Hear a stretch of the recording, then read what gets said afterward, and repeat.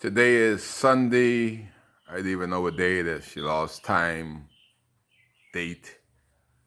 It's not important anymore when you become homeless, a refugee. It's amazing. I saw it on TV all my life, and now all I can say is wow, wow. Everybody's calling me. Some of the calls I accept, most of them I just delete, click, calling me for answer. I'm not the government at this time. I'm in the same boat as you guys. You get the leaders that you elected. And I went back to Abaco and got even more depressed. I ain't got no answer. I ain't seen nothing from the government. I went on the road there and I hear all the talk about the Haitians, Jamaicans, and all these people. And all I say, wow, when I got into Abaco, I went into parking lot, got a vehicle that a friend said I can use to get around, a taxi that he left there. Somebody went there and jimmy the key switch, trying to hotwire it like they some kind of mechanic, so that wasn't possible. So I saw these guys with heavy armor, guns down, camouflage, looked just like Bahamians. Only thing to separate them from Bahamians when they spoke. I was like, wow. I look at them, they're Jamaicans. I said, boy, how y'all get in this country, them big gun, plenty guns? Who let y'all in this country with all this gun? They just laugh, give us the tool what we need to try to get the vehicle working. And I noted that they were all Jamaicans. I went down by the FBO, and Jamaicans already set up a camp down there, 50 or 60 of them, comfortable on the ground with their tents, built some other buildings. I went out of town by across from Scotiabank to Doug and Sean's Plaza. Here was these who I thought were actually Bill Simmons construction workers, but I noticed one thing: they were in camouflage and they were wearing guns. Went close to them, talked to them. They're Jamaicans again. Jamaicans got Bill Simmons' big heavy equipment truck, the payloader, backhoe, and they have 3 trucks there cleaning up the streets of Abaco. Doing my tour, trying to find where the Bahamian police and defense force. I saw a Bahamian on Marshall that was so irate. He wanted the camera up, but I couldn't have him on camera because I felt it was brutal. He was so angry of the response and the lack of response, and his concerns were everybody that means something that came to help Abaco, NEMA step in and shut him down. And that was mind-boggling to them. And everywhere I go, it's the same story. NEMA trying to impose martial law like nothing could come unless it come through them.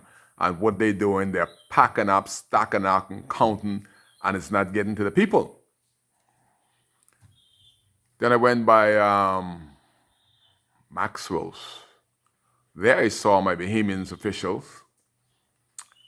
Plenty defense force there. Police, so I asked them, why all of y'all here? They got an armored vehicle that I've never seen in Abaco before, but didn't even know we had one in the country.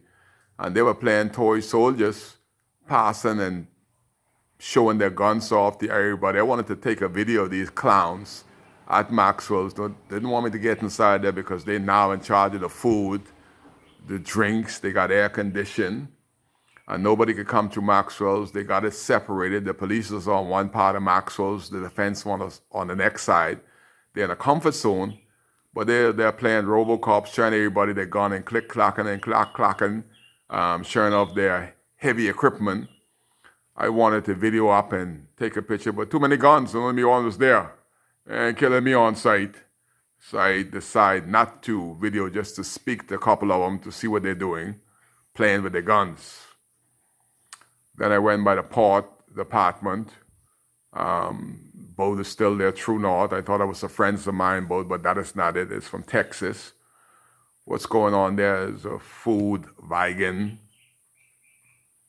that takes hot meal to the first responders at Cherokee Air, the custom building, the Jamaicans, the police and defense force that are locked down at Mangoes. They got enough food there, but these people are cooking hot food for them.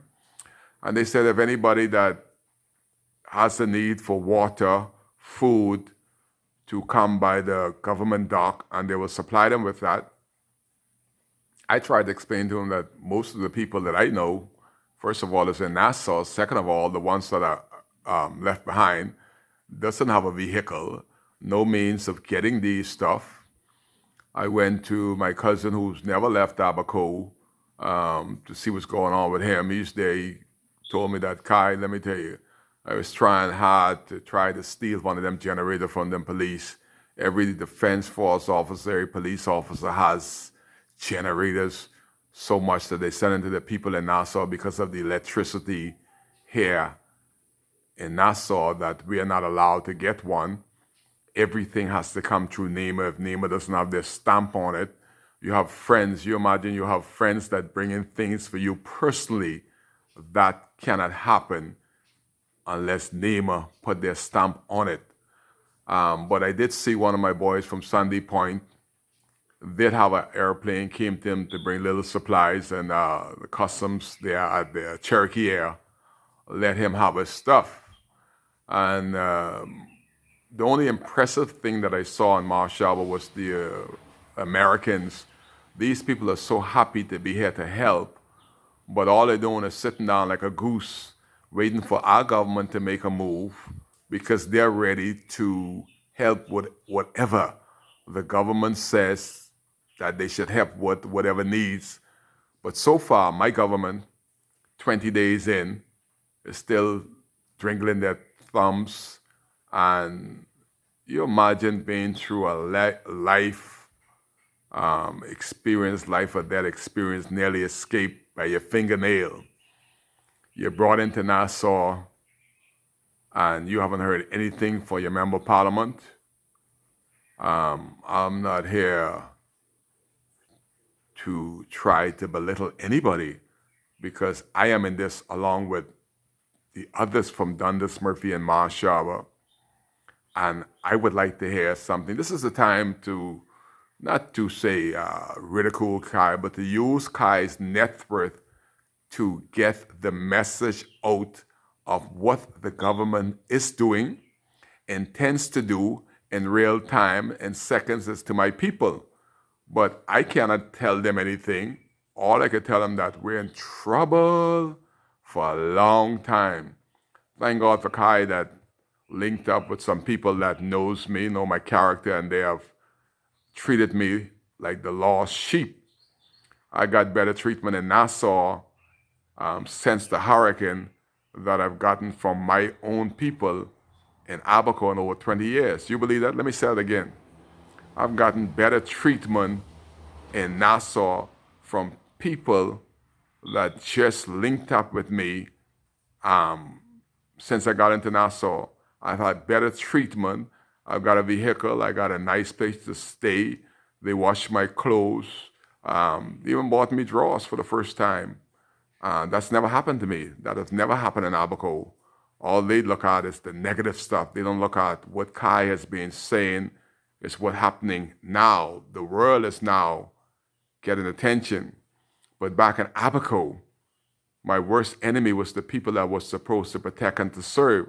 And my only crime, has always been my crime, was speaking out against the wrong. I have never stole a candy in my life. There's something called integrity that's hard to find in my hometown and hard to find in government and indeed hard to find in the Bahamas. We strive so much on wrongdoing. And when you try to do the right thing, they egg face you. That's the island that got destroyed, my town of Dundestan, but it never faced me because once you do something from your heart, you don't have to worry about the naysayers. Jesus Christ himself walked this earth.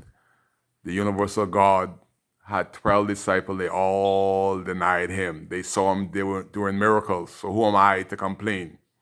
You just do what you do and you soldier. Kai want to get back in Abaco. Like all of us, we're in a strange land. We like Nassau for the weekend, but we don't like Nassau for a lifetime. The traffic, they want to kill you in traffic. Beep, beep, beep. I never hear no more people in such a hurry to go nowhere. They want to blow you off the street. I like that peace and that tranquility. Oh, I very long for Abaco. But I say all this to say this. We need to hear something from the government. 20-some days in. Nothing. Only thing on the ground is Jamaicans. And you got to be careful who the help come from. They say the help coming from the Lord. Well, the Lord ain't on the ground there now. The Jamaicans are on the ground there. While our defense force and the police force are soldiering up, playing RoboCop, and trying to stop Bahamians from getting help. The Jamaicans are there cleaning up the airport, cleaning up the street. That's it. That's it in a nutshell. 20 days, that's all I saw on the ground there in Abaco. My story here on Sunday, not much good news. That is the it news for my town in Abaco. You're live on WCAY, where nothing is happening on the ground in Abaco. All I see them doing is tour after tour. Government officials are coming in, and when they come in, these MPs, I was there, the Minister of Tourism. What is the Minister of Tourism bringing his entourage into Abaco after hurricane? What is he seeing that he doesn't already know? So when the Minister of Tourism come, every government official got to come to the airport, bow, like he's some demigod, and they stays with him until he decides to leave with his entourage. And it's just another visit. That's all they're doing. Coming with their entourage, playing like they care, putting more unnecessary bills on the government, and looking and touring and leaving. Who is that helping?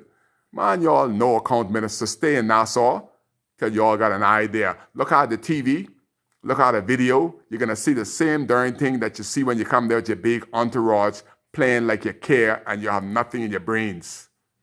We don't need another tour. We need somebody to come on the ground with result and start some movement of the cleaning of Marsh, Shaba, Dundas, and Murphy Town. We don't need no ministers on vacation doing a tour. We had 20 days of that garbage. Who is going to decide where we're going to put all this dump? That's a big job. To put 3 towns, Dundas, Murphy, and Marshall, where's the landfill? Who's looking at that? That is a huge task. Have you all toured the site yet? Or you all still looking through the debris to see what you could find? Nothing in there but rubbish. Where are we going to put the rubbish? That should be an answer or question that they should know already. 20 days of touring, the rubbish still remains on the streets of Marshaba. Somebody got to say where it's all going to go. Kai cares, trying to educate the uneducated.